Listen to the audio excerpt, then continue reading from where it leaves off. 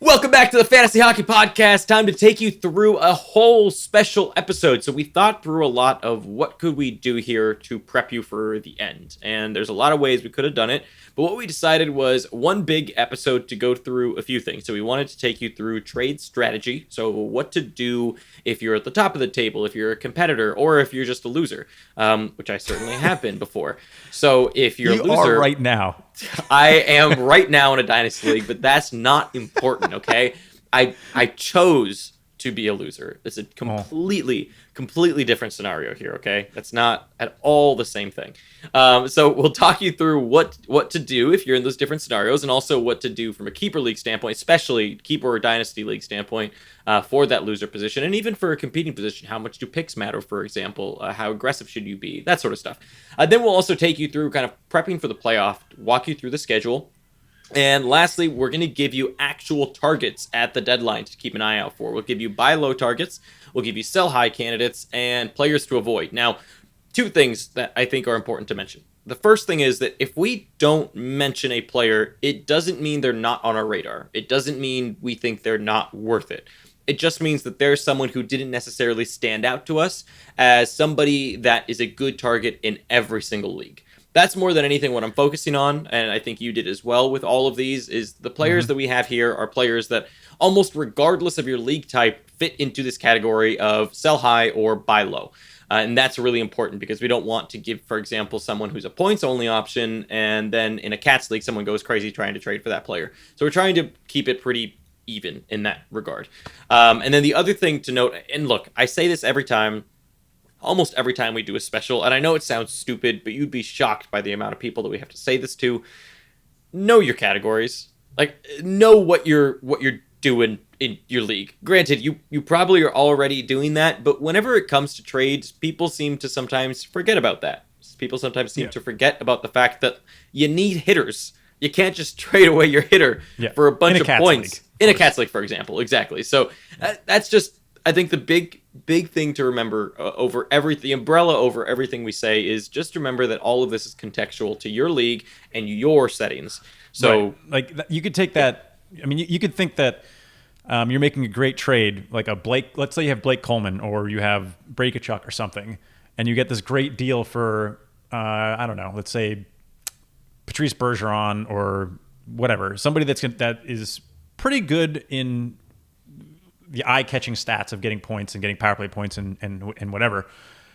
If you make a trade like that and you're not paying attention to where you are in your standings, you can wind up losing because you'll maybe have won the trade on paper, but you'll have more points that maybe aren't enough to bridge any gap that you had, and you'll lose the advantage you had in hits.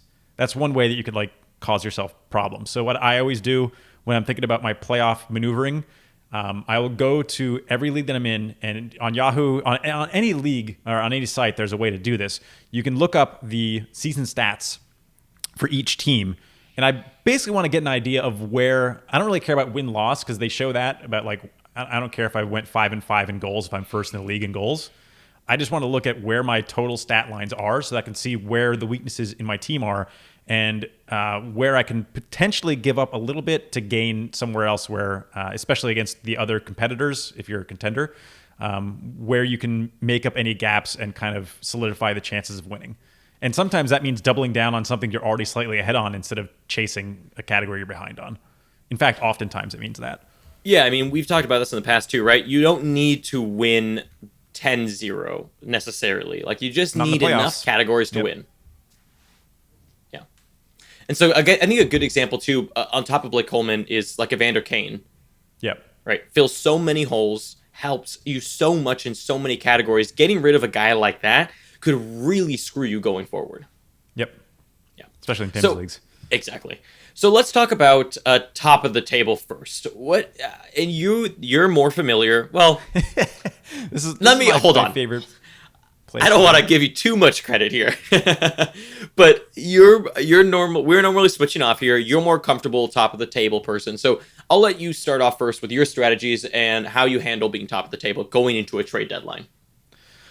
So typically when I'm top of the table, I don't really want to rock the boat that much. That's my first thought is the team that you have, unless there's been major recent injuries, the team that you have has gotten you to the top of the table.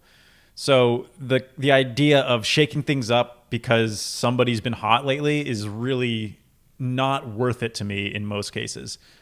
Beyond that, even if you can do something like get a pretty good, slightly above replacement value player, it's on a team that's very solid. Even a 60-point player, let's say you're in a 12-team league and you're top of the table or whatever, and you're very good. Even a 60-point player is probably droppable for a streamer spot if they're your worst player. That's just how it goes. Streamer spots are unbelievably valuable. We have a whole video on why they're valuable, but so I feel like you can get yourself into a trap where you make these trades as a top of the table and you lock up your streamer spot with somebody like Nikolai Ehlers is the first one that comes to mind. He's fine, right? He's been pretty good this season, but he's got some glaring issues. He doesn't get any power play points. He's kind of inconsistent, and he's slightly above replacement value for probably a 10 or 12 team league, maybe a 12 team, maybe not 10, but you can trap yourself with a player like that as a top of the table team by making a trade that you didn't necessarily need to make, and then having trouble wrapping your head around the idea that despite the fact that you're dropping Ehlers for a worse player, you're doing it to maximize your starts and to work your schedule. So basic idea is don't overthink your positioning if you're already winning. Just stay the course for the most part. If you can take a like landslide win, I guess that's fine. Don't be targeting like in a redraft league. You shouldn't be targeting like the worst teams because that's just rude. Don't do that. If a team statistically out of playoffs, no trading. That's bad juju. But don't make major trades unless there's a very clear win and you're not screwing up your categories in a Cats league. Yeah, and that's my general. I have take. a few things to add there, and I think one big thing that, in my opinion, when you're top of the table, is you don't want to make lateral trades. To kind of piggyback off what you were saying, right? Is lateral trades don't really necessarily help you almost ever. Normally, when you're making a lateral trade, what you end up doing is you end up taking on risk. So I'm trying to think of a good example here, but say you're trading two players away who kind of have the same point totals. Maybe the one you're getting has a slightly higher ceiling, but also includes more risk. There's no benefit in that for you. You've already been doing fine. That extra risk just isn't worth it in your situation. And so that's why for me, I never look to make lateral trades. If someone comes at me when it's getting close to playoff season and I'm at the top of the table, I'm doing really well, and someone comes at me with a lateral trade, I'll always say no. Just because, look, I'm trading from a position of strength here. Why would I want to take on risk in that way? And that gets me to my second point here, which is really when you're trading at the top of the table, what I like to think of it as is what I'm trying to do is increase my floor and decrease risk. That's the big thing you're trying to do. You're increasing your floor so that on any given week, you're crushing it in all your categories. If you're weak in shots, you try to get a shot guy without sacrificing too much in other areas, right?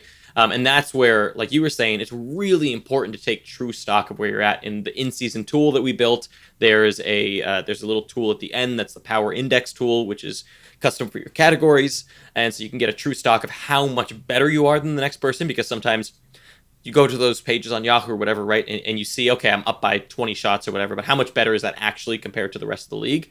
And you can get a really good look at that, and that helps you take stock of, okay, these are categories I can actually give away. These are categories I can't afford to give away, because even though it seems like I'm ahead, right? You look at it and you're like, oh, well, actually really close to the second person compared to the rest of the league, and maybe you're not as ahead as you thought. So that's really important. And then the last thing here is you had mentioned don't trade with people at the bottom if you're in a redraft. Well, when it comes to a keeper league, it's completely different.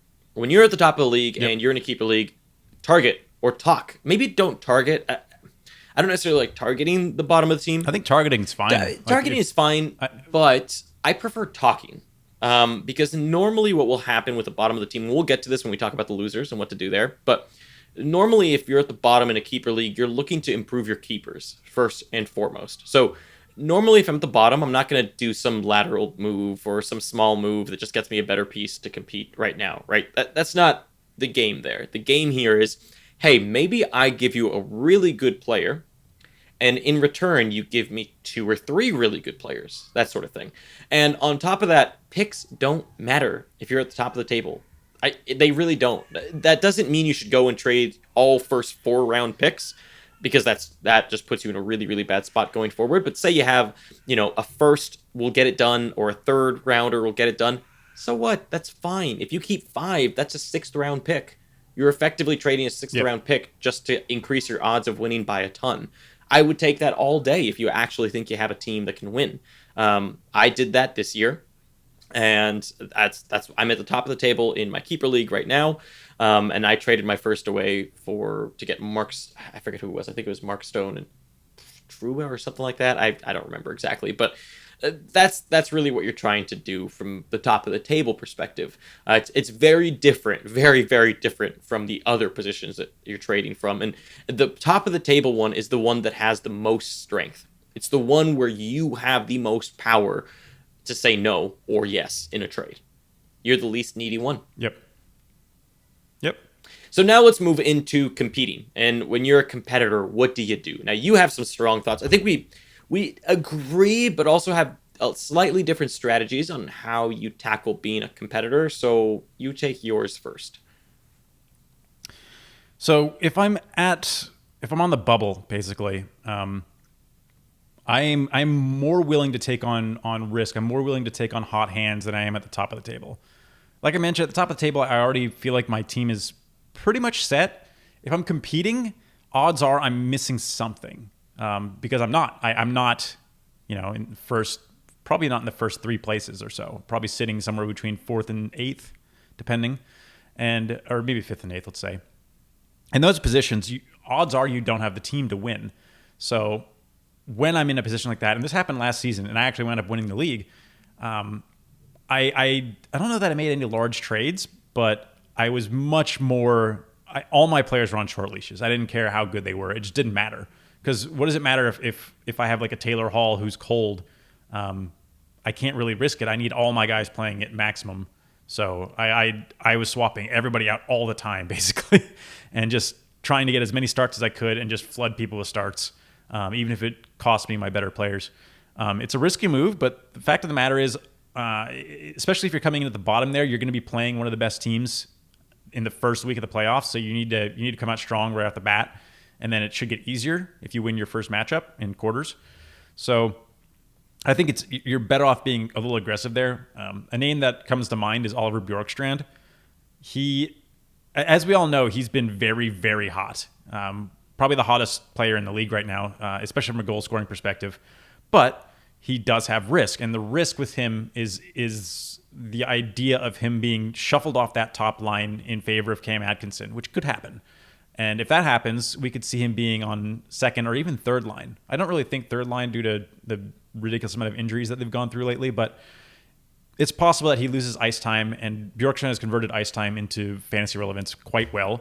So any detriment to his ice time is probably going to be pretty readily visible, especially if it also affects his power play percentage, time on ice. So as a top of the table, I don't need to take that risk because he could fall off completely. He could be droppable. But as a competing team, if he stays hot, that's the trigger that can move you up. So that's the type of player that and to talk about risk a little bit more in detail, when I mean I would take a riskier player, I don't mean, like, another example would be somebody like Alexander Radulov, who he's risky because he's been bad. I don't think I would go for a player like that because I need somebody who has been hot recently. It's a risky play in that you're hoping for this hot streak that maybe it sort of came out of nowhere or came from a deployment change to keep up and hope that deployment doesn't change back. With Radulov, you're basically hoping that he turns back to what he was and he can regain some of his form from last season. As a top of the table, I might actually be a little bit more willing to hang on to a player like that a little bit longer, just because I can take that risk of him being slow but not awful for a little bit, more than you could as a competing team.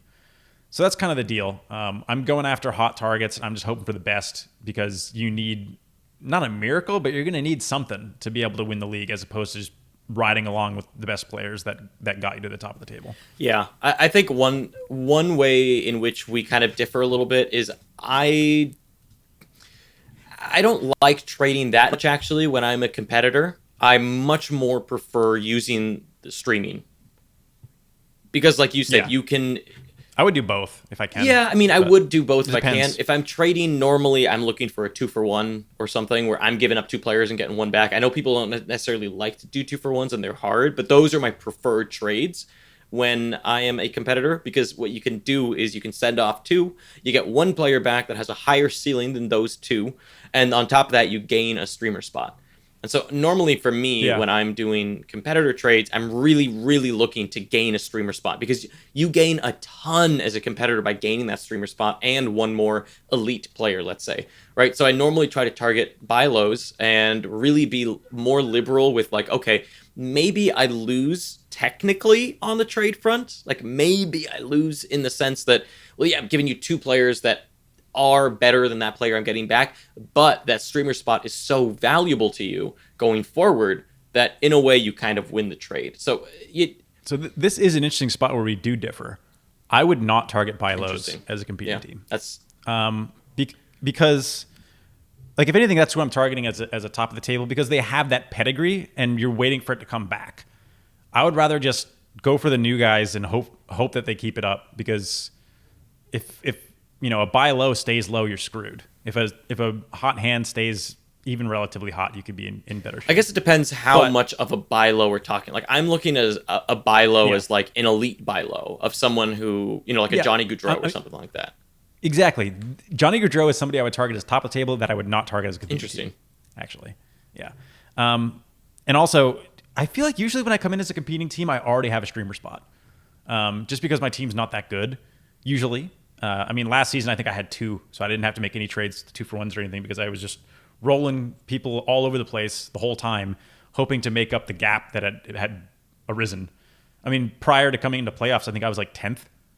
Funny little anecdote. It was a lot of people at work that we were playing with, and one of my coworkers called me out for being a host on this podcast and missing playoffs about 4 weeks before playoffs, and I went on a tear and made playoffs and won the league. It was probably the best turn of events. He did it during an all hands meeting for the entire company. And not to mention as well that the way you won was versus me in the finals, and you won by streaming Brett Connolly in. And Brett Connolly was a beast that finals week, and he destroyed my team of like Pasternak, McKinnon, and I had so many superstars, and they did nothing. And Brett Connolly. I had some injured players out for. I had Malkin, I think, missed playoffs last season. I had Bufflin as well, who I think missed at least chunk. I'm honestly still not over it, but I was pretty. It was one of those wins where I felt dirty, but it felt great. It was the only time ever, like a kid playing in the mud. The only time ever Brandon has apologized to me for winning something. Usually when Brandon beats you, he gloats in your face like crazy, no matter how he wins. This was the only time that he was like, I genuinely did not deserve to win that. But I mean, for you poker fans, that felt to me like catching an inside straight on the river and like beating somebody that had you beat the whole way and just being like, I'll take it, but sorry.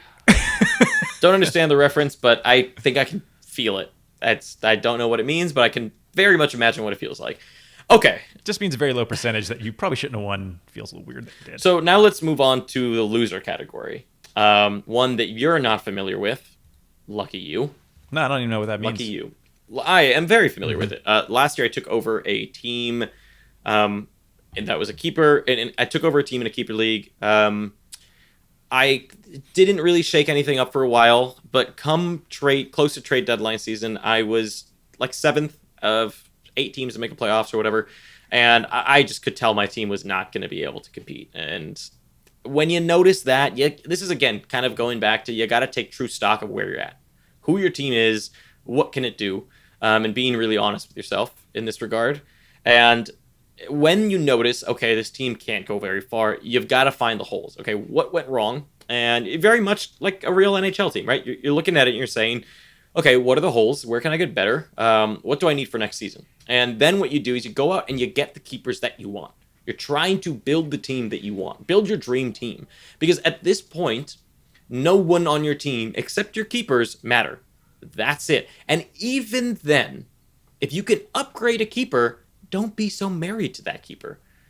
That's how this works from a loser standpoint in a keeper league. Because again, if you're in a redraft league, honestly, if you're a loser, the only thing I can tell you is to have the shortest of leash with players and stream like mad. That's it. There's really not much else you can do. Trading is really hard when you're a loser because you really have no strength in bargaining when you're trading. And so trading gets really, really hard. The only thing you can sometimes do is look at sell high candidates, maybe in getting multiple pieces, but it's a really dangerous game because you are taking on a lot more risk, and the ceiling isn't necessarily all there. So anyways, going back to the keeper thing here. So the strategy here, in my opinion, and this is something that I know some leagues don't like, but it's impossible to curb, and the truth of the matter is it just works, right? It's a little bit of a dirty game, but it works. It's better for you. And it's just, if the rules don't prohibit it, you should be doing this. So yeah, and I would even, to couple with that, if you've exhausted your options for keepers, I think another possibility would be to target picks. I mean, there's no reason to keep even a decent player. You might as well just move them off. So just keep going as best you can. And look, the thing is that when you get to this position of knowing, okay, I am a loser, I need to retool my team here, everybody on your team should be available. And what you need to do is you need to target the top half of the league. You need to target them and say, look, I played this game last year. I was like, all of you guys are getting into an arms race. It helped that my league is pretty trade happy, but I pretty much told them, like, look, you guys are in an arm race. The top of the table isn't that, far apart. I'm willing to overpay for a guy. So take your pick. Yep. Let's figure something out. And I did try to kind of ration it off a little bit. Like I'd say, okay, team 1 has a guy I really like, and they need these 2 players. This other team has this player 2 that I really like, and they need these types of players. So like when I would talk to team 1, I wouldn't make available the players that I think team 2 would like, if that makes sense. So I tried to play it smart, so that every team kind of had players to choose from that I knew they'd need on their team. It got to the point where, honestly, I went to the Pasternak owner and said, literally, whatever you want. Just, like, take your pick. I don't care. Like, you can name your price completely. Just because, especially in a keep 5, you can be way more... The smaller the keepers, the way more liberal you can be about this. And I retooled last year, and I'm in first place by, like, 20 points in my keeper league this year. That's exactly what you want to do, because all you're doing is, what you're trying to do is that when you go into the draft next year, you have the best starting position by a mile. That's what you're trying to do. That when you go into it next year, you have the easiest job in the world now when you're drafting. That's your goal. That's the whole idea. And if you're confident in yourself and being able to draft, which if you listen to this show at all, I think you should be, or if you listen to any other show, if you listen to any fantasy advice, really, you should feel pretty confident in your ability to draft. You're going to be in a really, really good spot, and you're going to have this ability to create a perennial contender in the sense that, and people always say this, that you can't do this in keeper leagues because people do this whole trading thing, but I completely disagree. I think if you can build your keepers right, and you take 1 year to really get the keepers that you want, and you're willing to deal and negotiate and talk a lot, then you can get a team that you're really, really happy with. Now, if your league doesn't trade very much, well, then yeah, you're in a little bit of a pickle. But again, this comes back to, at some point, even in the most like trade scared leagues, when you go and tell them, I will happily overpay by like 2 players for your player, it's kind of hard to say no. It really, really is. And so you use that as a leverage point. And that's how you build a team that's going to continue winning for a while, is have a great base and then just be confident in your ability to draft and be smart about your picks, but also don't be too liberal with them. Use your players as your asset, not your picks. That's the big thing, in my opinion, too. And that's about it. Oh yeah, as a loser, don't trade too many picks. So that's pretty much all I got. Let's walk us into the playoff schedule, but I'm gonna kind of preview the schedule a little bit for a few points that I think are important. For most leagues, first of all, your playoffs are either going to start on the 2nd or the 9th, probably. Our Yahoo League starts on the 2nd, and it ends on the week of the 16th, because we wanted to avoid the last 2 weeks of the season. Now, you can play the week of the 23rd, March 23rd. That's actually probably one of the best weeks. In fact, this whole fantasy playoffs is probably the best. Oh, yeah, absolutely. As far as the schedule is concerned. None of the heavy game nights are more than 11 games, which is pretty light. I mean, it's not that light, but we've seen heavy days have, every team except for one play, and commonly we'll see 12 or 13 games on a Saturday. So the fact that it's not like that is really great. The final week of the season that starts on March 30th is a week to avoid regardless because players get randomly benched and it's an awful week anyway. So I'm really hoping that a lot of you aren't playing that league or that week. I know that I think Yahoo defaults to having the last week be 2 weeks and covering this portion, I think. Hopefully you didn't do that because you just don't know what you're going to get over the last week, especially on good teams like Tampa and Boston and whatever, where they might just do weird stuff, especially with goalies. But coming into that, the rest of the weeks all the way from March 2nd and on are really, really solid. I'll mention first on March 2nd. So there are off nights, yes, but really you just need to look at your team and figure out what the off nights are for your particular team because they are going to vary a bit, just because none of the nights are that bad. But March 2nd, there are 4 teams that have 2 games to play on that quarterfinal for a lot of us. It's Arizona, Florida, LA, and Winnipeg.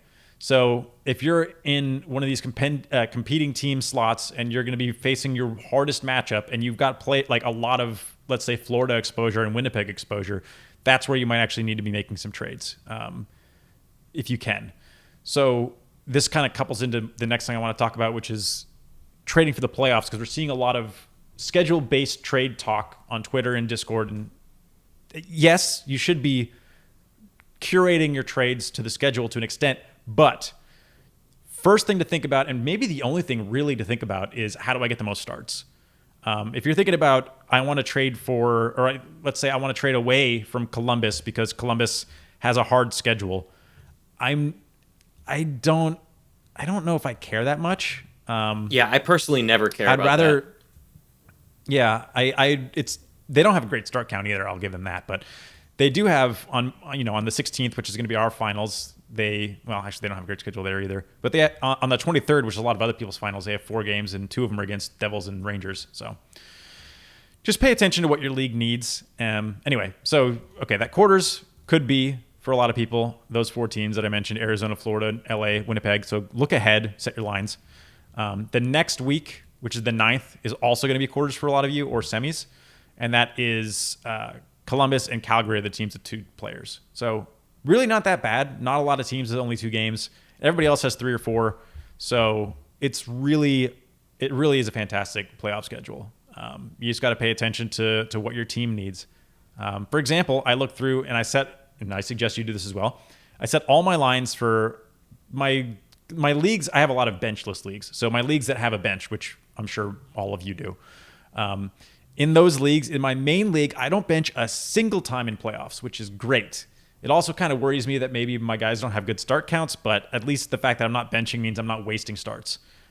Really good spot to be in, and you can target teams if they're paying attention that are locked up on certain days that need to move a player and maybe get them for cheaper because it just helps their start count while also helping your start count.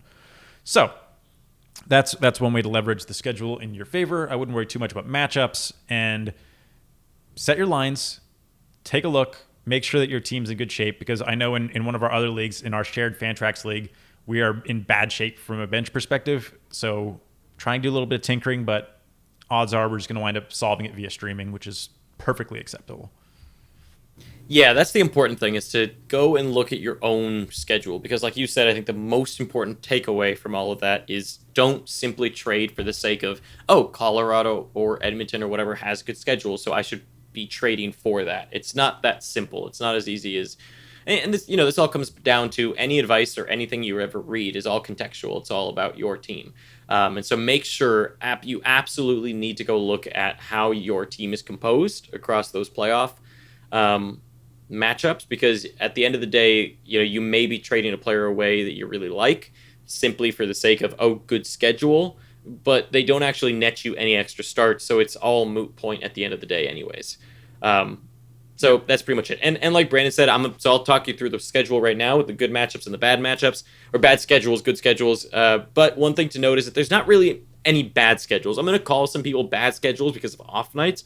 But again, like Brandon said, there's not that many off nights in general in a good way, in which there's just not that many busy nights either. So the fact that there's not that many off nights isn't a death sentence. It's not the best, but it's not a death sentence for a team. So let's start off first with the teams with good schedules. And these ones, there are good schedules. There are teams with good schedules, but doesn't necessarily mean you absolutely have to trade for those guys. So Colorado is the first one here, 10 off nights, and they have 5 games versus opponents that are tired while they are rested. Now, also, before I jump into the rest here, I'll tell you that the schedule part that I looked at is March 2nd to April 4th. I figured that covers, your playoffs might be shorter or longer depending on how you set up your league. But I think that this encompasses pretty much everyone, and so be sure to take a look at it for yourself. But for the most part, this will encompass everyone. Then there's Edmonton, who has a very similar schedule to Colorado, with 10 off nights and 4 games versus tired opponents while they are rested. And there's Vancouver, who has 9 off nights, the New York Rangers, who have 5 off nights, and the Pittsburgh Penguins, who have 5 off nights. So as you can see, there's a big fall off in off nights after Vancouver. And after Vancouver, everyone is pretty similar, honestly. The Rangers have 5, and then everyone is kind of in the middle there of 2 to 3 to 5 to 4, somewhere. Everyone's in there. There's only a few teams that have technically good schedules. And all those teams also happen to be pretty top-heavy teams, so good luck. Teams with bad schedules are going to be Montreal, who have no off nights whatsoever. So, again, go take a look at what are your Joel Armias doing during your schedule? What are your Ilya Kovalchuks, your Domis? What are they doing during the playoffs? Mm-hmm. Are they being benched, or are they currently being played? Because if you're currently playing them and you don't bench in a situation where you have an Armia or a Domi or something, then you're probably fine, and you don't need to rush to move them away.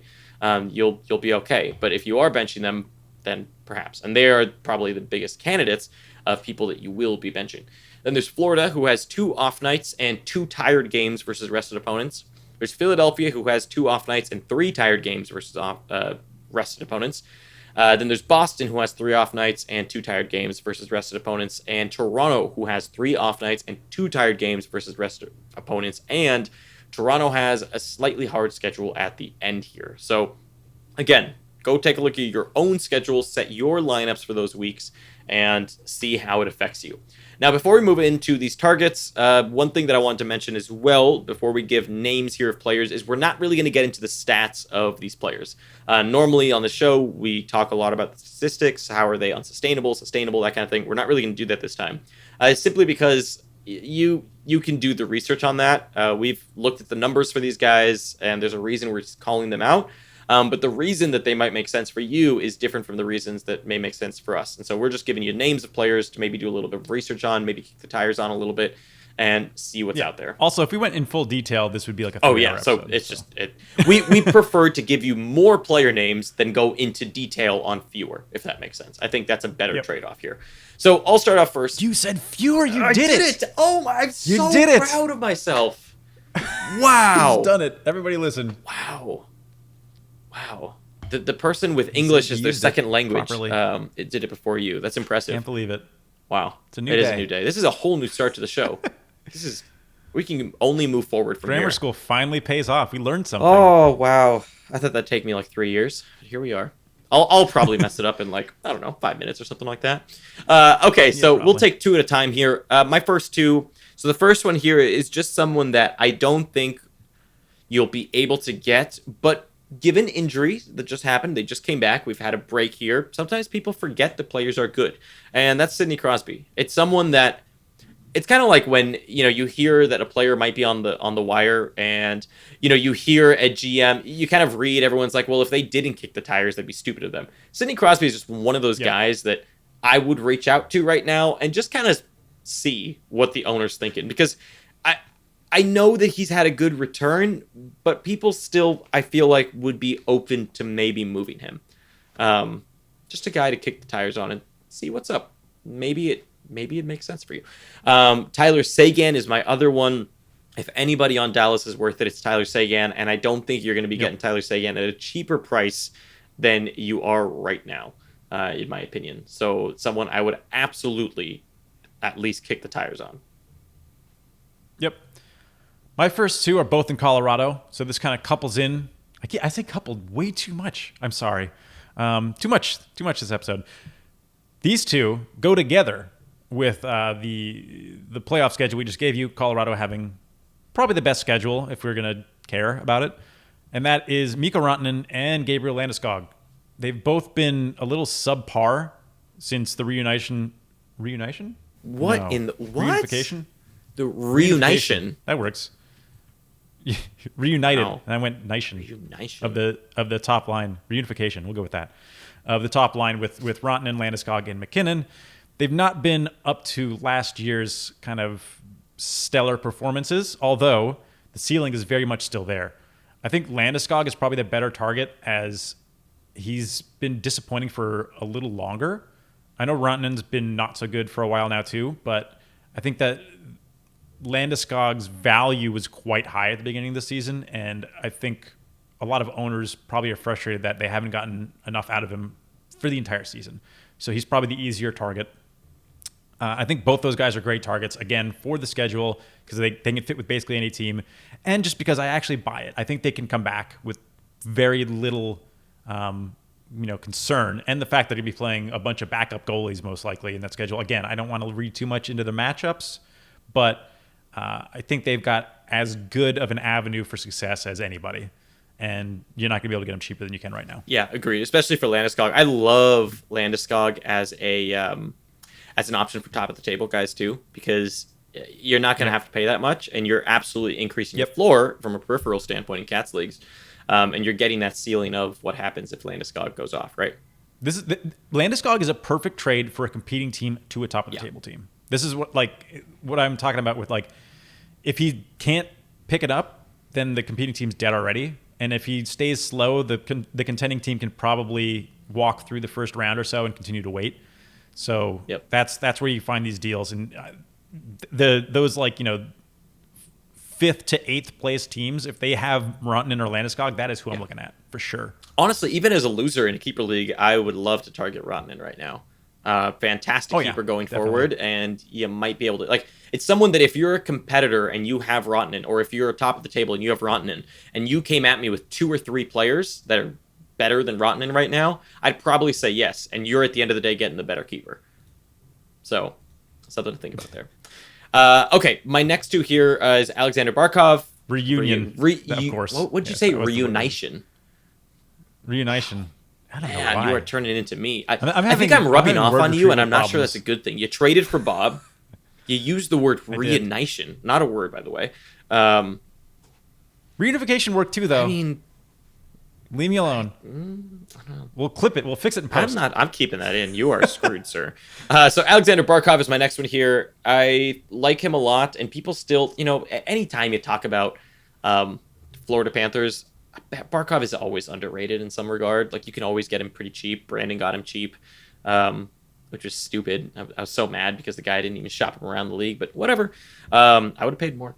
But Barkov is a guy that feels so safe. The Panthers are, I think, 6th in goals for per game, so they score a lot, and almost always it's Barkov, Huberdeau, and that top line getting in on it.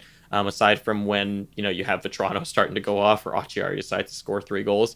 But aside from that, normally, or Hoffman on the power play. Aside from that, what you're relying on is the Barkov-Huberdeau line and power play to get it done. So Barkov to me is a really safe bet that you can get in some sort of package deal, probably. And he's had some cold spells. And so maybe someone thinks that this is all a flash in the pan, even though it's definitely not. My next one as well is Patrick Laine, who's been a little bit cold, but I really like his underlying numbers. I really like what he's doing. I've liked his minutes. I've liked his shot totals.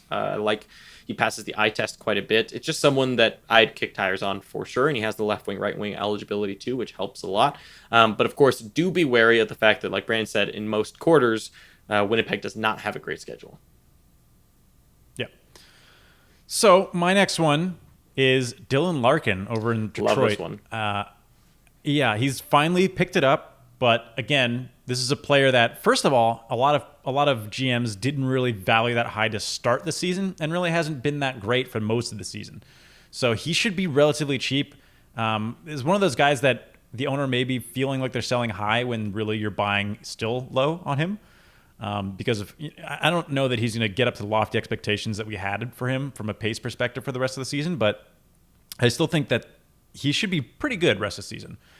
The concern a little bit would be that Detroit doesn't have any 4-game weeks, which doesn't really matter really, but they also don't have the best of off nights and such. So if you're going to target him, you need to look at your team and make sure that you can actually fit him in.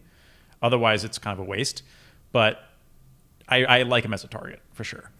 My next one is Johnny Gaudreau. Now this, we actually are kind of hinted at him as a target for top of the table teams as well, which is where I'd be going with him. Now there is a little bit of concern with the deployment weirdness they've been doing in Calgary, and I understand that. But he's still one of the most, he's an elite player as far as point getting. Now he doesn't do much. He has 1 hit on the season, which is amazing as far as it is ridiculous. But so he's obviously a little bit of a detriment in that way. So I've never really liked Gaudreau in Cats leagues all that much, but I really do like him in points leagues. The ceiling is astronomical. I get that his floor has been lower than probably any of us expected this season, but I do think that he can right the ship. Again, Calgary does have that 2-game week on the 9th. So if you're a competing team, he may not be a player to target because you might just wipe yourself out in your quarters if your quarters are 9th. So just pay attention to that if you're going to go after Gaudreau. Yeah. I have Gaudreau on my avoid list personally. I bet you do. Just to be a mean just person of course to be contrary to you, because I have to at least once on a show, otherwise I lose my mind. There's a few things that I don't like about Gaudreau, but I do agree that in certain instances it can make sense. And again, I used him myself as an example of someone you might want to target. There's good unsustainable things that are like, okay, he can come back at any point, right? His shooting percentage is ridiculously low this season compared to last season. We're seeing his on-ice shooting percentage be really, really low. His IPP is kind of fine. It's really just the on-ice shooting percentage and shooting percentage that has come down. Now, the big question mark for me, and the reason I have him on my avoid list more than anything, is this the normal for Calgary? Because when you look at what's going on in Calgary, it's not pretty. And of course, Gaudreau is losing out a lot on that high shooting percentage that they had last year. That's the big issue. And when you look at expected goals for Johnny Gaudreau, on the season, he has 12 expected goals for, and he has 13. And he's currently on a 62-point pace. Like, I just don't think... That's sad. I don't think we've seen at any point this season ceiling Gaudreau. And that's what scares me. Yeah. Is that it reminds me of DeBrincat. I would expect Gaudreau to outperform expected goals pretty much all the time. As I would with any above average player. Because expected goals is for an average player. Yeah. Which Gaudreau is not. No, but they are playing like an average team. Right. They are. They're playing like a worse than that. It's funny. We marked them as the biggest regression candidate team before the season started. But I feel like the hammer hit them too hard. Yeah. I don't know what's going on, but they just swung the other way. I think we said it in the holiday special, but the simulation broke, man. Like, whoever's running the simulation on Calgary just hates them. They went 99% to 1%. Yeah, it was crazy. So to me, Gaudreau, I'll just say that he's a weird one to me in that we haven't seen ceiling Gaudreau all season virtually. And so I don't like betting on players where at no point really in the season have we seen that ceiling. And just to bet on hopefully we see it at some point is kind of scary. I think if you see Barkov, for example, he had a stretch of 6 games, 7 games where he was just absolutely terrible. But we've seen Barkov's ceiling at different points in the season. Yep. And so I'm not that worried. I think that that's what I'm willing to bet on, right? But it's similar. I think Gaudreau reminds me a lot of DeBrincat at the moment, in which they've been this player that they are right now all season.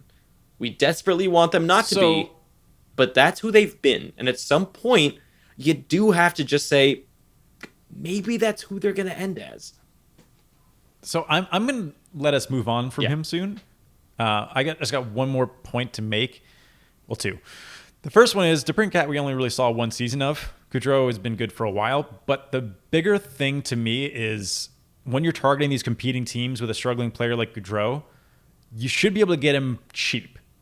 Cheap enough. If you can't get him cheap, then don't bother. The buy low here is that if you're targeting an 8th place team and the top 6 make it, they need to make a change, and it's worth it to them to take that risk on a hot player or something, or a small package, and swap out a high ceiling, been playing bad guy like Gaudreau. So if you can get him cheap, that's when you target him. If he's going to cost anything even remotely close to preseason value, just forget it.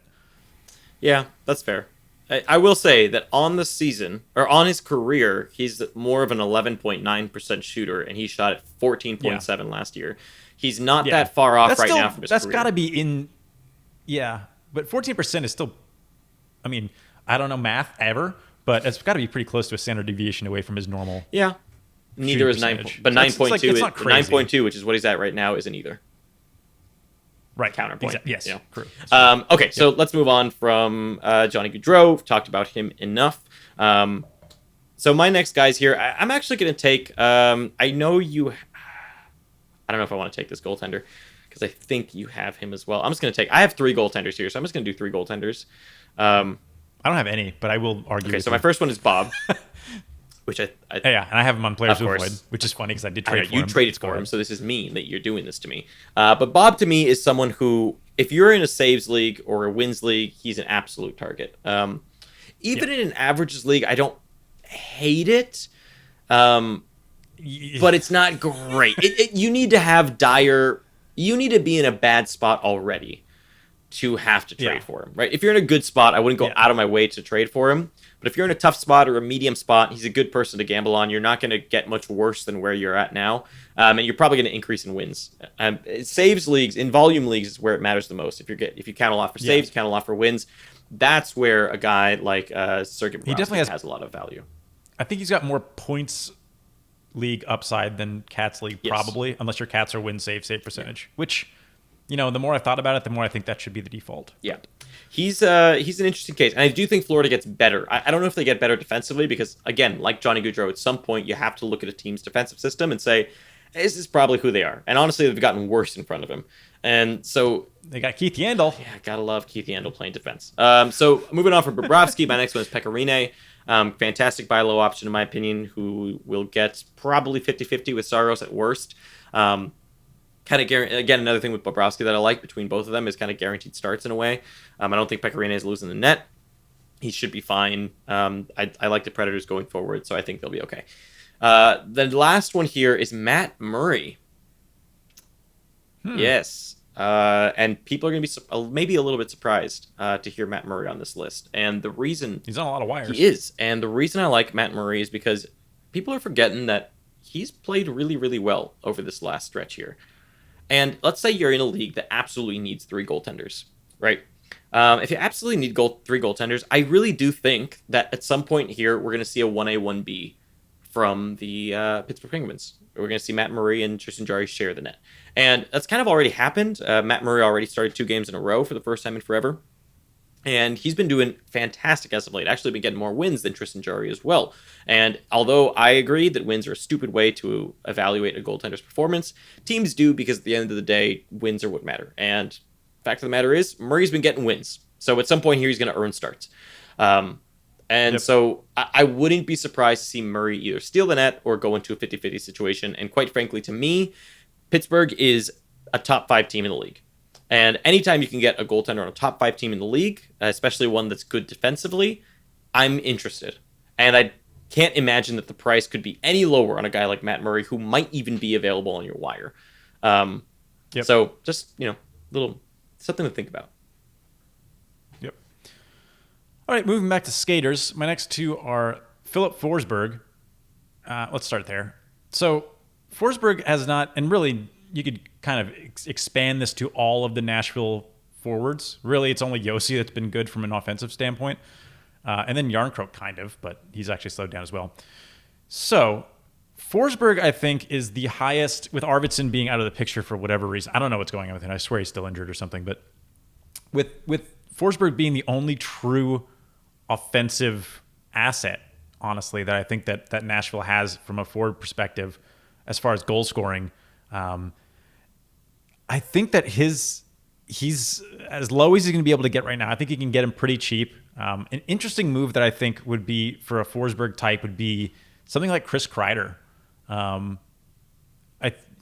Forsberg's ceiling I think is still much higher than Kreider's, and Kreider's been very good lately, but likely will be moved. And if he gets moved, we have no idea what his value is going to be. But it almost certainly. I'm just going to say that if Kreider doesn't get moved, I'm throwing my computer out the window. That's just it. If Kreider somehow... I'm hearing a lot of Kreider to Boston. If Kreider somehow does not get moved, I swear I'm done with the Rangers. Like, he has So- to be moved. Okay, go on. Yeah.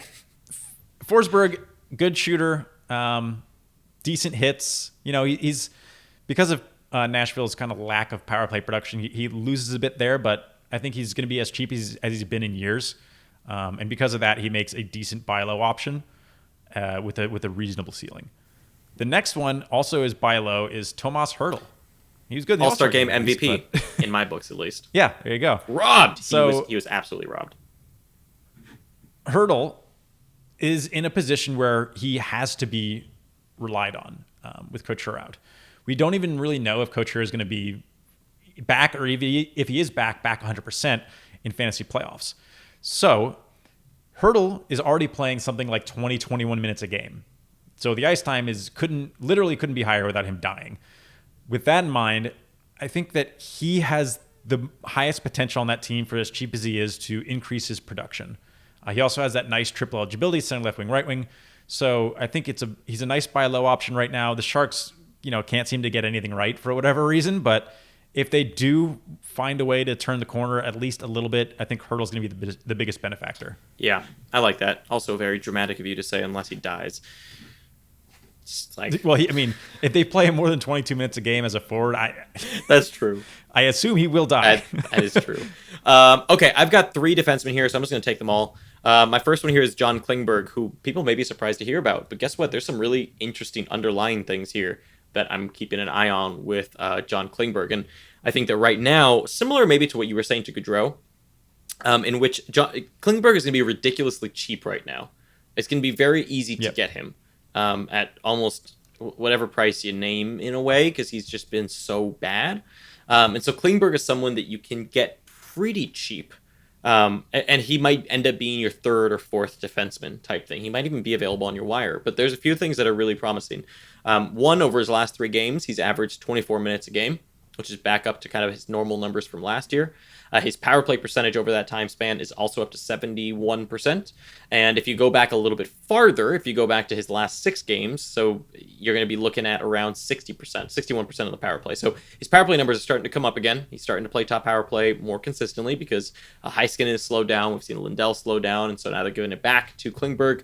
And really, Klingberg, again, is an assist-first guy. So the big mover he has is that on-ice shooting percentage needs to come up. His on-ice shooting percentage over the last 3 days, which is not a lot of hockey, but it's only 3% over that time span. If you look at his last 6 games, it's 10%, and over that span, he played at an 82-point pace. So the big thing for John Klingberg is simply on-ice shooting percentage, and the fact of the matter is that with the Stars, they're kind of up and down with their shooting percentage. So you've got to take those swings. You've got to be able to ride those waves with Klingberg. But I think that they'll be worth it if you can get him cheap enough. And I'm holding him in my points league. And yeah, I just like him quite a bit as a buy low candidate right now. With someone who has a tremendous ceiling if they can really get it together. And Dallas has played well for what it's worth. I mean, if they can string together some chemistry and have some good games in the playoffs, man, I can't think of another defenseman I'd want in that scenario than a guy like John Klingberg if they can actually figure it out. And then there is Rasmus Dahlin, who his minutes have been all over the place. But what doesn't scare me about Dahlin is that he hasn't lost offensive zone starts and he hasn't lost power play time. So he's still primarily an offensive defenseman. And what do we care about with defensemen like Dahlin? We care about their points, right? And so we saw this with Yandel, yeah, actually. Yandel's doing the same thing, playing low minutes. People started freaking out, and then he's been great ever since. Yeah, he's been fine. And Dahlin's points have been there recently. It's his minutes that people are kind of freaking out about. But at the end of the day, the minutes are still coming largely from the power play as well. So I don't care too much if his 5-on-5 time kind of goes down a little bit, but we still see power play time. I'm not all that worried. And I think he'll be really cheap. Now, my last one here is for Bangos only, and that is Jacob Trouba. Don't sleep on Trouba. I think you can get him in a package deal. He's a fantastic option if you're at the top of the table, if you just want someone who fills a bunch of holes, which you love that phrase. I know you love. Especially blocks. I know, especially when he just fills so many holes for you, so many cats, that he's someone you can acquire and just feel super secure in hits, shots, and in blocks. And I love him for that. Yep, I agree. Okay, my next. How many do you have any left? I am done. That is it for me. Okay, I've got 6. So You I'm have gonna go 6. I Wow, have 6. I'm Because you were taking 3 at a time, I'm sir. just gonna let you talk. But Go for it.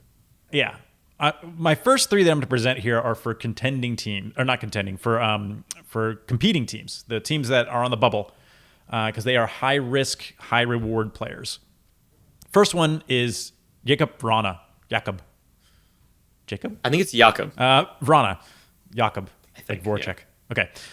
Vrana.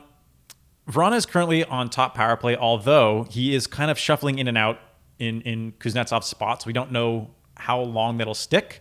But because of that deployment, and this is largely with the ideas of hoping it sticks, it really boosts his value. We've seen Vrana excel when he gets increased minutes.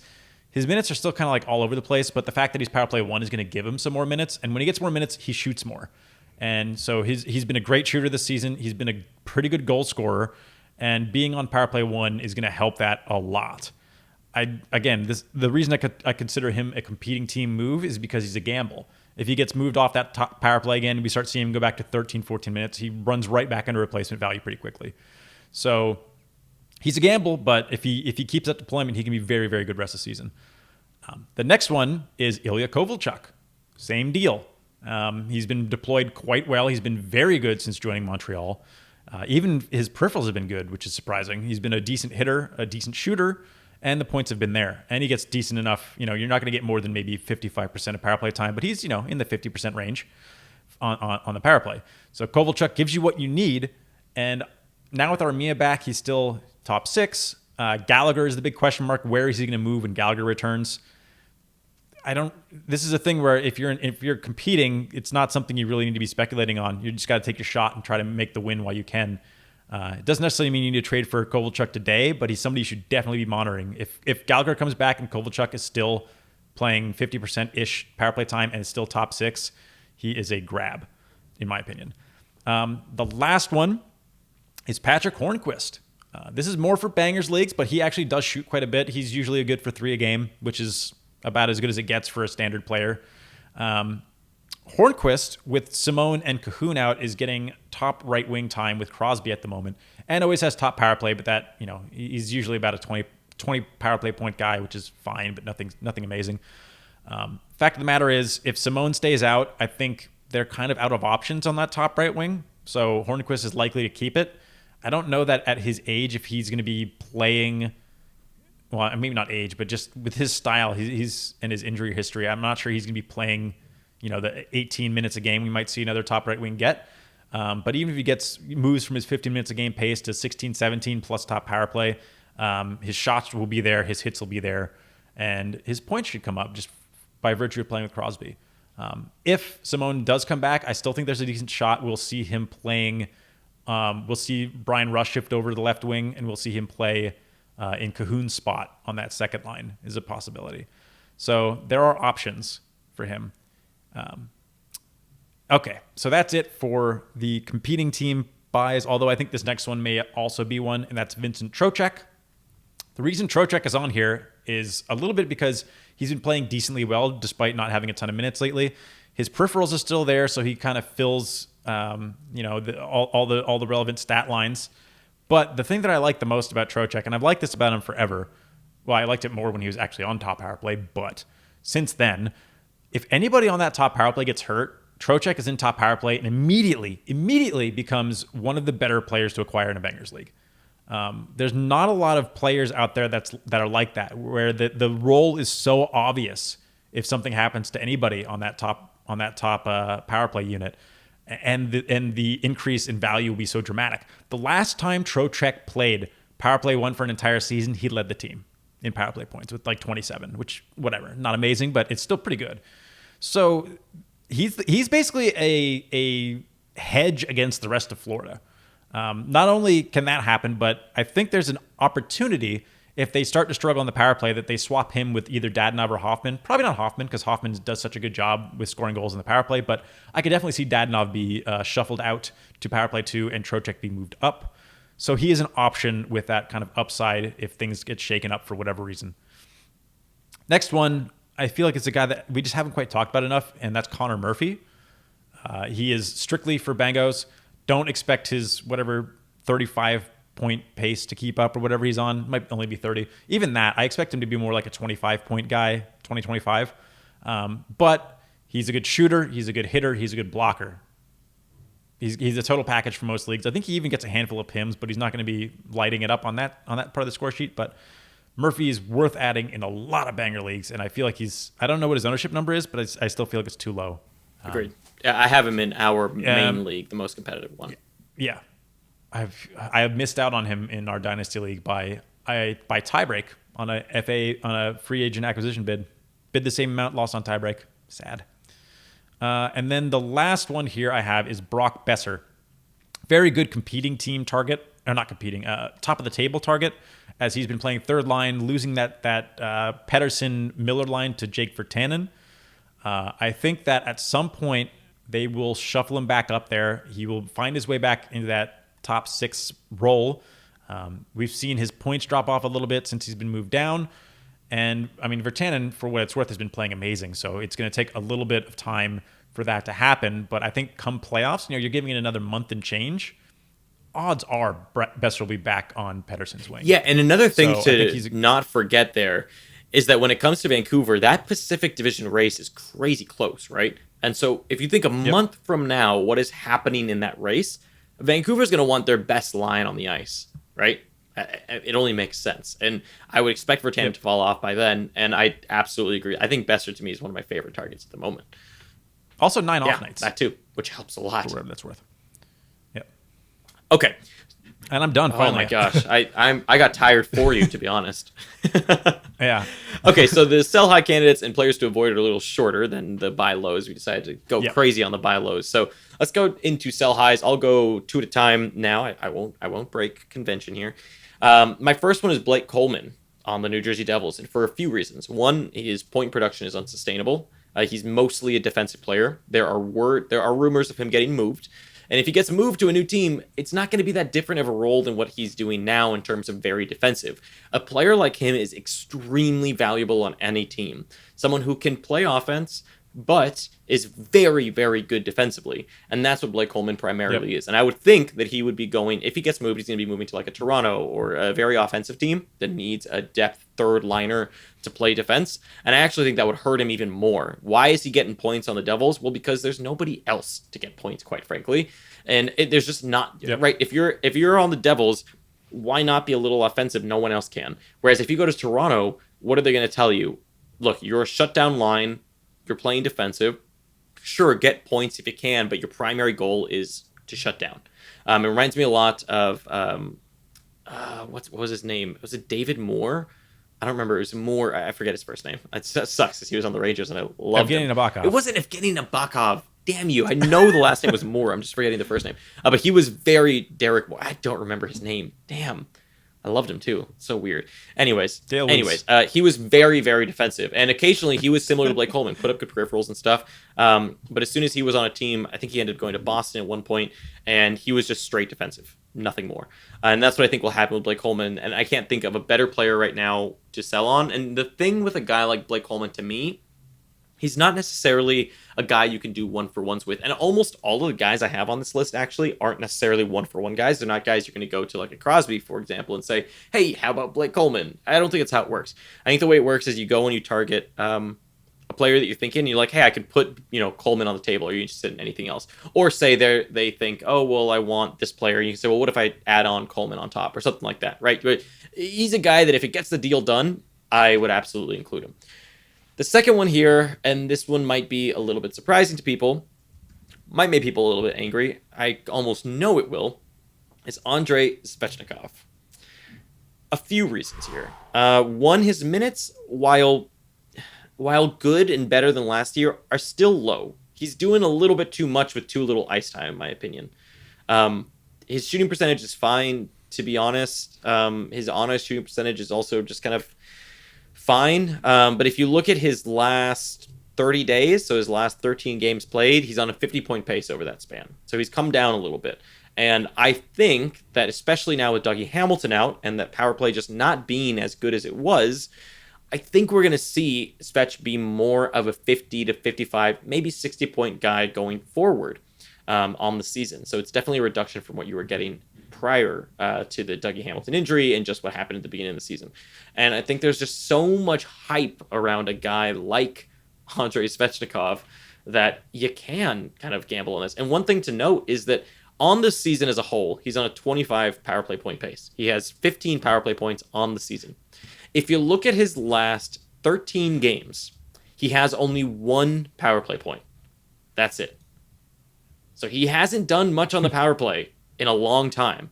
This isn't like some new thing. Dougie Hamilton is definitely not going to help, but he already wasn't doing anything on the power play. And so, to me, Andrei Svechnikov is just somebody that I would not be against floating. I don't think I'd necessarily sell, or I'm not saying sell, I'm saying go out there and see what people would give you. Just see what people would give for Svechnikov, because I have a feeling that people would give up a lot for Andrei Svechnikov. His rankings are very high. And quite frankly, he has super high rankings still, has slowed down, but hasn't been reflected in the rankings. And to me, the thing that scares me about Svech more than anything is that he's a guy to me that could go cold in the playoffs. He's a guy who could go on a 45-point pace stretch in the playoffs, and that sucks. Which, if you're a top of the table guy, I don't know if I want that. So, I'm still gonna hang of course you are, but I'm saying don't be afraid to shop. I would say I wouldn't target him, and I also wouldn't necessarily be against shopping him and just seeing what people would give you. Yep. Okay, my first two are both on Tampa. You probably have an idea where I'm going with this already, but Anthony Cirelli is the first one. Now, Cirelli really came into his own playing on a line with Stamkos this season. Played very well, never with any top power play, but was playing very well on that line. Now, they've changed that back so that it's the Point, Stamkos, Kucherov top line, and then Cirelli got a hat trick, which is great if you're holding on to him for 2 reasons. 1, you have him, so you got the hat trick. But 2, because he's going to fall off very quickly, probably. He still doesn't have top power play. He's on a worse line now with Palat and I don't remember who's on the right wing. But you know what? I'm going to take a quick look. I think it's who is it on the right wing? Tyler Johnson, of course. So that line is significantly worse than anything involving Stamkos, obviously. So I think that we're going to see Cirelli's point production drop off. He doesn't get a ton of peripherals despite his crazy high ice time. So I think this is the highest you're going to be able to sell him, and I think people are still pretty hot on him considering he got a hat trick off that line. So you might be able to get something more than you might think from him. Now, Killorn is even in a worse spot, in my opinion. I get that he's still top power play, and that's super, but his regular line is with Cedric Paquette and Pat Maroon, which I don't think that's going to do a whole lot for him. I think we're going to see Killorn fall back into his 50-point player ways or whatever. The power play point upside is nice, but I wouldn't be surprised to see that wane a little bit from what we've seen as well. Killorn may be harder to move as he's been a little bit colder than Cirelli, but I would be moving either and both of them if you can, because I think both of them are going to be replacement value players come playoff time. Yeah, I agree. I think we talked about before just a good target potentially. Could it be Bjorkstrand, for example, for those guys? You might have missed the boat, but it's someone that you can maybe work something around a guy like Cirelli, or work something around a guy like Killorn, simply because 1, they're highly owned, and 2, people like to touch nice things. And so someone may want... Should be able to get Kovalchuk for either one of them. Yeah. I think. Would be interesting. Okay, so my next 2 here, one is Tanner Pearson, who's just been too red hot. And again, just one of those guys where you can go in, not ask for a lot, or just use him as a kicker in a trade. Wouldn't be afraid to get rid of Tanner Pearson. We already talked about this guy a little bit, but Chris Kreider. He's going to get moved. Yep. That's going to happen. He's going to go, the names that have been out there are Boston, Colorado, Edmonton. I'm trying to think of who else was that. Pittsburgh, apparently, Pittsburgh would be the most interesting, but Pittsburgh would have to pay a king's ransom to get him from the Rangers, so I don't think that Pittsburgh's going to happen. But with Chris Kreider, the thing is, at the end of the day, he's going to be a depth forward wherever he goes. That's who he is. And quite frankly, wherever he... Edmonton's the best option, in my opinion. And the thing that happens with Kreider is that I think he will lose some physicality as a result wherever he goes. And I think that more than anything, they're going to want him to be a depth point producer, which may be good for him, may be bad for him. Can he even do it? That's the big question mark. So to me, Chris Kreider is a prime sell high candidate right now while people are hyped. And the thing is that we don't like trading for players that are about to get traded. We don't advocate for that at all. I think it's a very dangerous, risky move normally. But there's a lot of people out there who do. And so Chris Kreider is a perfect guy that you can kind of float. If you know someone out there likes trade for players who are about to get moved and they think something awesome is going to happen, yeah, that's a good place to start. Yeah, for sure. Okay, my first one, you're going to hate, but I love it, is Oliver Bjorkstrand. You know what? I had a whole diatribe on him. Sense. Yeah. So let's talk about Oliver Bjorkstrand for a second. Now, I will preface this by saying I'm an advocate of Bjorkstrand. I think he should be picked up. I think he's a good player. But there are things to look at here. He has, 10 goals? 9 goals? 10 goals in his last 9 games. Now, who are these goals against? The first one, way back on December 9th, was against Braden Holtby in a 5-2 win.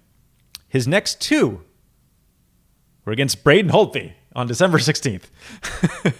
His next one is against Detroit. Then he had 2 against Jersey. Then he had 2 against the Rangers. Then he had 2 against Winnipeg. And Winnipeg, if it weren't for Hellebuck playing out of his mind, would be one of the worst teams in the league. But if you just were strictly to look at advanced stats, they just haven't been good. These are the easiest goals he could be scoring. In fact, he did play LA and didn't get a goal, but he got an assist. So, and the games that he's been scoring, like in fact, the whole schedule for Columbus over the last 10 or so games has been very easy from an offensive perspective. It's been Florida, Washington, Pittsburgh, Ottawa, Washington again, Detroit, LA, Jersey, Rangers, Winnipeg. It's just that's a pretty good schedule to have. Now, I don't think that we're going to see his goal scoring totally drop off, but I mean, you can tell from 10 goals in 9 games that it will clearly drop off. But shot production is nice. Odds of him staying relevant are very good, especially considering Atkinson came back and he kept his deployment. There's a lot to like, but there clearly are some concerning things here too. And the fact that he's as hot as he is means you might be able to get a very high price from somebody who thinks he's going to be, not a Rocket Richard contestant, but that level of goal scoring for the rest of the season.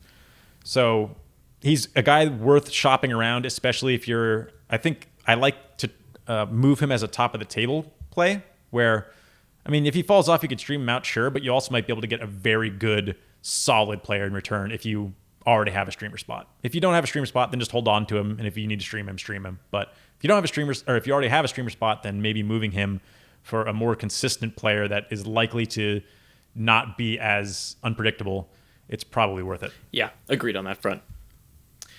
Yep. Next one is Taylor Hall over in Arizona. Now, he's been very, very good lately, and we've already talked about how I kind of view him as, beginning of the season, I viewed him as about a second-round pick in most leagues if you count hits. After the move to Arizona, I'm starting to think of him more like a fifth-round player-ish, just as a way to wrap my head around values in most leagues. That still puts him in the top 50, 60 range, but lately he's been very good. And I think that because of the name value of Taylor Hall and because of how well he's been playing lately, that is a perfect storm for trading this guy as high a value as you possibly can. It looks like, at least from how he's been playing, that he could be a point-per-game player. I don't personally think that he will be, but I can see it. And, the metrics look reasonable. So trading him for a player that actually is likely to be a point-per-game player seems like a pretty good target. Weirdly enough, I feel like Brad Marchand has been thrown around a lot lately. I don't think you can get him directly for Hall, but I bet you can get him for Hall plus. I don't know why Marchand has been the name I've seen floating around lately, but whatever. I mean, if you can do it, sure. I mean, like a Malkin would be a good target. There's a lot of Blake Wheeler, actually, I think would be a great target because he's been up and down, but I think he has a little bit more odds of keeping his offensive, abilities going than Hall does in the Arizona system. Yeah, absolutely. I mean, especially when you look at trading a guy like Hall, right? In my opinion, what you're doing is you're increasing that floor for one, mostly because of the shooting percentage problem in Arizona, where they just inherently have a low shooting percentage, and at any time that can bite you in the butt. It's kind of similar to Dallas and what I talked about with Klingberg, right? You don't know if we're going to have 1 week of a shooting percentage of 3%, honest shooting percentage of 3%, or a week of 10%. It's just really up or down, and quite frankly, the team wins regardless. So it doesn't really matter. It's not really something that has to be fixed. I like that move. I traded Taylor Holloway in my keeper league. I ended up getting Mark Stone, and this was the trade that I was telling you about. I traded Holloway for something, and I don't remember what it was for. It was, I think it might have been Stone and Truba. You liked it. You didn't hate it. You didn't love it, but you didn't hate it. That's all it was. Okay, so my next two here, Tatar is the first one. Fantastic option. I like Tatar a lot. Okay, I'm not going to say I don't like Tatar. I like him a lot going forward. Minutes are a little bit just something that I'm not. They're fine. They're not fantastic. They're fine. It kind of feels like he's doing a little bit too much. His points per 60 pace is just a little bit too high for his minutes. I think he's more of like a 70-point player, which is what he is right now, right? That's what he is. The thing is that they don't have the best of schedule in the world, like I said earlier with Montreal, right? But Tatar is someone that is going to be very highly ranked in your league. And so he's someone that you can use to potentially target like a Sagan, for example, or just someone whose ceiling is far higher than the 70 points of a Tomas Tatar. And that probably will get you far more shots or just be able to fill out more categories than Tatar does for you. You might take a little bit of a hit in risk from the risk perspective a little bit, but you will be gaining in other places, I think. So that's probably what I do. I mean, in our league, I think he's ranked like 30th or something like that. He's a perfect guy that you can go and float to 50 ranked guys, something like that, right? And see what you can do. My next... Yeah, I actually moved Tatar. It was Tatar, Ehlers, and... who was the last player? I don't remember, but you fleeced him. That's all I know. Tatar, Ehlers, and basically Tatar and Ehlers for Barkov. Yeah, virtually. That's pretty much all it was. Well, Chabot came back too. I threw a defenseman out there. Polak. There you go. That's it. It was Tatar, Ehlers, Polak for Chabot. Complete Barkov. fleece. I was so mad. Oh, the fact that I didn't get even a say in that because the guy never even shopped him around. That's another thing. If someone's coming after a player, shop them around too. Don't just sit there and like accept the one offer that comes in. Like clearly, if someone's coming after a player, there's going to be some, people are going to be a little bit interested. Maybe go and shop that player around and see what's up. Don't ever just leave it. I targeted all of his Florida players. I know. This is a high brain move. I just like. Team has 4 players on the same team. They need to move somebody. Might as well. That's what I did. He had 4 players, and I was like, you are going to be screwed in the quarters. They have 2 games. Okay, my last... Oh, not my last one here. My next one here is Alex DeBrincat, who's not a sell high, but just a sell, in my opinion. He's someone that I think we all know now. This is who he is. What we're seeing from Alex DeBrincat this season is who he is. That's it. So what you need to do is you got to go find someone who will buy him and think that he is who he was last year. Someone who thinks he's slumping, which there are a lot of people who think DeBrincat is just slumping. And at this point, I would take a lot of players over DeBrincat. So I would. He's absolutely someone that I would not hesitate at all to try to shop and all over the place and see what people would give you. Yeah, I agree. My last one is also on the Blackhawks, and that's Dominic Kubalik. Very good lately. Great streamer option. I don't buy it long term. I get that he's been good. His ice time has still been kind of all over the place despite going up lately. I think if they need to shake up, he's the first one that's going to get moved back down. And unless he finds his way on a top power play, which is possible, but not something I'd like to gamble on this late in the season, I don't really see this sticking around. We don't really know what Chicago's going to be doing come deadline time. So who knows? Who knows? That whole situation could change. And I feel like in most of the ways that it can change, it is bad for Kubalik. Yeah. Plus, everything's unsustainable anyway. He's been scoring goals just nonstop. So my last one here is going to be Ilya Samsonov, which is going to make some people angry. Because a lot of people are hyped that he's the real deal. And I don't disagree. But the problem is that you can take advantage of that. If you already have 2 good goaltenders, you don't need Samsonov, most likely. If you're in a standard Cats league, you don't need Ilya Samsonov as your 3rd goaltender. It's just not worth it. He's going to be getting into a split, most likely, with Holtby. So at some point, we'll see a split with Holtby. So you're not going to get volume there. You'll probably get wins. Sure, you'll get some wins. If you're in a saves league, you're not going to get much there. He could just end up going right. If Holtby regains his form, I think it becomes more of a 60-40 split, 70-30 split again. I think it's just whenever Holtby refines his form that's going to happen. And I think you could get a really, really good price for him right now. I think someone will pay starting goaltender prices for Ilya Samsonov when he's not that at all, in my opinion. Does he have potential of that? Yes. Does he have that for this season? I just don't think so. I think the odds are like 20%. And with those odds, I would absolutely gamble selling him as a starting goaltender. Now, if you think there's more of a 60% chance, then yeah, that's where we're going to disagree. But in my opinion, it's a very low chance that Ilya Samsonov steals the net this year. And so in that case, I'm happily trading him away as a starter when I just don't think he's going to be a starter this year. Yeah. I like him as a supplementary second goalie. Yes. If you have a volume starter. Yeah. I don't like him as your third. Even in a standard Cats league where, honestly, if you have a good goaltender, like say you have Vasilevsky or Hellebuck or someone like that, I don't think you need him. I oftentimes run one goaltender in my standard Cats leagues. Yeah. I just think I'd rather have skaters. I'd rather have see what you can. Someone's going to pay a lot for Ilya Samsonov right now. So that's my take on him. So now let's move into players to avoid. I already mentioned Johnny Gaudreau there, so I'll let you take yours. And I think you have two stars here that I agree with you on. I already have. I already mentioned Bobrovsky too, so I'll wipe him off my list. But Alexander Radulov and Joe Pavelski.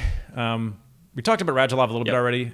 If I'm a contending, in fact, I do have him in my dynasty league. This is different because it's a really deep league, so I probably wouldn't drop him anyway. But he's still not the highest guy on my drop list, just because there's a chance with him. He's great when he wants to be. So but I would never be targeting him. I wouldn't be considering him a buy low or anything, despite the fact that he's still getting pretty decent deployment. He has lost out that top right wing spot at the moment to a rookie. He might get it back, but whatever. He's playing with Hintz, which honestly isn't the worst center. I do think that Hintz is going to be very good, just not this season. And then lastly, Joe Pavelski. This shouldn't need any more. We don't need to talk about him anymore, dude. He's fourth line center. Why he's still so highly owned, I have zero clue. It's so dumb. I still think my theory that people remember the name and just it's been so long of him being good that people can't get their heads around the fact that he's below replacement value now. It's just like the thing with him that I'm most scared of for people is that I think people are going to use Pavelski as a shoe-in in trades, and he's not even worth that. Like, he's not even worth trying to shoe-in a trade. Like how I was saying, we'll shoe-in Tanner Pearson or shoe-in those guys. Like, at least they're doing well. Pavelski's not worth it in any regard. Like, he should just be dropped. Trap card. Absolute trap card. Don't fall for it. I have last two here, and that's it. My first one is John Gibson. Yeah, he's an average goaltender. I unfortunately slightly below average goaltender this year. I think that's all of the Ducks sucking is finally caught up to him. They are going to be sellers at the deadline. They're most likely going to be moving defensemen at that. Josh Manson has been talked about. Maybe Fowler is out. They're not going to get better here. They're going to get worse. I would absolutely avoid in virtually every league John Gibson at this point. I just don't see how. Did I trade you Mahura? Huh? Did I trade you Mahura you thought in the about Dynasty it. League? You didn't. That's good. Yeah. I hope Fowler gets moved now. So it's, I just don't see a path to Gibson getting better here because I don't see a path to the Ducks getting better, quite frankly. So I think for this season, he's just not that great. I would avoid trying to trade for him in any situation. I don't really hate keeping him. I would try to sell him, but you're also just not going to get very much for him, quite frankly. I still love him in my Dynasty League. He's only 26. I don't mind it in Dynasty. Future is still bright. It's, I would be worried in Dynasty in a year or so if the Ducks still haven't gotten better. Then I'd be worried. And there's no inclination of him ever leaving. Then I'd be worried because then he's stuck on a terrible team through his prime. That's a complete waste. That's the only time I'd start to get worried in a Dynasty. So Mark Giordano is my last one here. Blocks leagues, don't avoid. Blocks leagues obviously good. Yeah. But from a points perspective, don't be expecting much. Don't expect some big resurgence in points. He was a big, big benefactor of the on-ice shooting percentage last year, the big inflated shooting percentages of Matthew Tkachuk, Johnny Gaudreau, and Sean Monahan. and he benefited from all of that. And this year we're seeing what that fall off actually looks like. And so that's where Giordano's at. So if you're acquiring him for the peripherals, then fine, which again, if you're acquiring for straight peripherals, the price should be very low, should be pretty low. If you're, and don't expect points there. Yep, I agree. There's a golden balloon flying past my my window right now. It's weird. I don't know. So random. Somebody let go of it's like a birthday balloon. Odd. Well, happy birthday to into the balloon. Oh no, that's not how it works. Happy birthday to whoever chasing had birds the now. That I don't. It's like going after. I don't whatever. think the balloon is Okay. actively chasing birds. It's not actively, but it sure looks like it is. It's diverted. This is now. what happens when episodes go Birds an are hour and a half confused. long. We lose our minds. Yeah. Okay. So my next, I've got 3 left. My next one is Evgeny Kuznetsov. This is kind of the reverse situation of Jakub Vrana, because he has lost his top power play deployment. Considering Kuznetsov's almost his entire value comes from power play points and points in general, the fact that he's losing where he gets kind of the most of his value in that top power play deployment is a big blow to him. Now, Ovechkin does play both units, so he's still going to get exposure to Ovechkin, but not the same percentage of ice time, which is the big difference. So that is a bit of a worry. I think that he could turn it around. I think he could wind up back on top power play. I think it's actually fairly likely, but he's not a player I'm going to target because he might not, and there's just other players you can go after instead. Next one up, I already talked about him a little bit. Victor Arvidsson, playing third line. Shots haven't really been there. He's not in a position to be good for the rest of the season. So I would let him kind of go by the wayside, even if he's on the waiver wire, honestly, in a lot of leagues. Yep. It's sad. And then my last one here is Morgan Riley. Now, I think a lot of teams are going to be targeting him because he's on IR. What you're going to wind up with is a player that comes back in the middle of playoffs, if he even does, but he probably will come back in the middle of playoffs and be still a power play 2, 45-ish point defenseman. That's just not worth it. And that's probably like being somewhat liberal with his point totals. It could be less than that. They could play him less minutes because he's coming back from a foot injury. Like, I would be very, very. In fact, he got dropped in one of our leagues and nobody even picked him up because just the risk. I would not be trading for him. I think he's actually. In fact, I might trade him away if he's injured on my team, and be like, oh, Morgan Riley, 72 points last season, blah blah blah blah blah, and try to get something good back for him, with this like sort of ideas of him coming back to being very good at the end of the season, which I don't see happening. Yeah, I agree on that. All of that. I mean, especially Morgan Riley. He's going to come back and just not be all that relevant. And people may try to, and again, it's a Toronto thing, right? People like to touch nice things, and you forget that he's probably not. He might not even come back for fantasy playoffs. Yeah, he might not. Oh boy, so there you go. You got a very long special episode today. Hope you enjoyed. Hopefully it was helpful. A few useful resources to point out really quick before we sign off. Our Twitter @FantasyHockeyPD, where we're answering questions. Well, Brandon's normally the one answering questions there, I'll admit. I'm usually in the editing room trying to finish things or making a new video. But sticking you in the basement with yeah, no you windows. pretty much stick me in the basement like, do your work. Yell at me from above the stairs while you happily respond to people up there sending gifts and stuff. There's also our Discord, which has over 1,400 fantasy hockey members and is actually still civil, surprisingly, with zero moderation needed. People help each other all the time there, so you can get your trade questions asked. There's just a lot of good discussion in there all the time, so it's a great resource to be on. So I'd really recommend that. You can find that on our site, fantasyhockeypodcast.com, or on our Twitter as well. And other than that, I think that's pretty much it. Keep an eye on our YouTube and, of course, the podcast as well, where we'll be putting out some videos on like what tools to use, that sort of thing, going into trade deadline. And Building Winners will also be getting started again. So if that was a series that you were into, I just really haven't had much time and didn't want the quality to be completely terrible or not be consistent. So opted to kind of wait a little bit. And so that will be starting up again. And other than that, there you go. That's the trade deadline and playoff episode. Thank you so much for listening or for watching. We'll catch you next time. Yeah, thanks for listening.